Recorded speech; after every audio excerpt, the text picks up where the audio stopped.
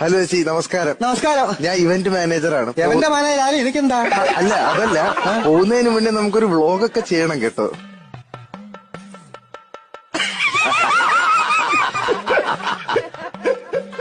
ഞാനേ ഇതൊരു കല്യാണമുണ്ടോ, ഞാൻ മറുപടി ഞാൻ തരുന്നില്ല ഞാന് കേട്ടോ. നീ സംസാരിക്കാതെ നീ എടാ, കല്യാണം കഴിഞ്ഞ് 3-ാം മാസം എന്റെ ഭർത്താവ് തട്ടിപ്പോയി കേട്ടോ. ഞാൻ അങ്ങനെ ജീവിച്ചോളല്ലേ ഞാൻ കേട്ടോ.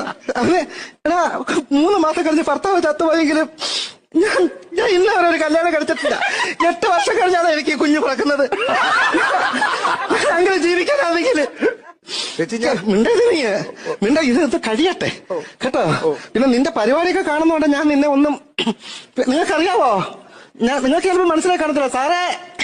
ഇവിടെ തൊപ്പി ചേരാത്ത കേരളത്തിൽ 2 പേരേ ഉള്ളൂ. ഒന്ന് ഷിക്കാരി